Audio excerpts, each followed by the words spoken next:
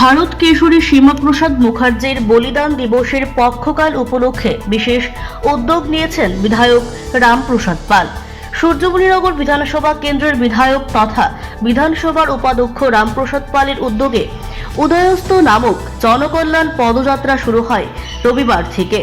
23শে June থেকে শুরু হওয়া এই পদযাত্রা চলবে 6 জুলাই পর্যন্ত। রবিবার সকালে বিধায়কের হাত ধরে এই পদযাত্রার শুভ সূচনা করা হয়। পদযাত্রাটি 18 সূর্যমণিনগর বিধানসভা কেন্দ্রের 16 নম্বর বুথ রেলচমনি থেকে শুরু হয়েছে। পদযাত্রাটি 18 সূর্যমণিনগর বিধানসভা কেন্দ্রের বিভিন্ন এলাকা পরিক্রমা করে। পদযাত্রায় অংশ নিয়েছেন বিধায়ক রামপ্রসাদ পাল। তিনি এলাকার মানুষজনদের সাথে সরাসরি কথা বলেন, তাদের কাছ থেকে জানতে চান রাজ্যে বিজেপি সরকার আসার পর তারা কি অবস্থায় আছেন। মূলত এই উদ্দেশ্যে এই কর্মসূচি হাতে নেওয়া হয়েছে বলে জানান তিনি। জনতা পার্টি বলিদান দিবস হিসেবে মান্যতা দেয়, সেই কারণেই আমাদের এই দিনটিকে আমরা আজকে বেছে নিয়েছি।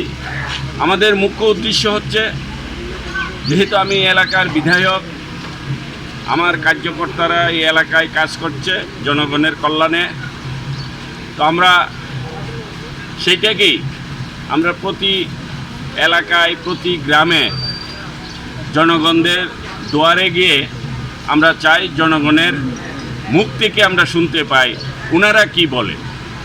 তো আমাদের একটা কর্মসূচির মধ্যে যে আমরা জনগণকে আমি সরাসরি প্রশ্ন করছি যে আমাদের সরকার আসার পর বা আমি এই এলাকার বিধায়ক হওয়ার পর আপনাদের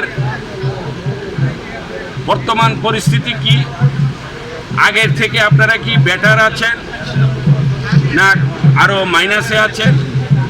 আমাদের সরকার আসার পর আপনাদেরকে যে সুযোগ সুবিধাগুলি দিচ্ছে সেইগুলি প্রপারলি আপনারা খুশি কিনা, পাচ্ছেন খুশি কিনা, এবং আমার বিধায়ক হওয়ার কারণে আপনাদের এলাকার শান্তি, এলাকার সুরক্ষিত, এলাকার সমাজদ্রোহীদের কোনো প্রকার কোনো ধরনের কোনো ভয়ভীতি সমস্ত কিছু নিয়ে আমি প্রশ্ন করছি। এই 10টা প্রশ্নতে আমরা 10 মার্ক রেখেছি। CRI TV, channel for news and entertainment.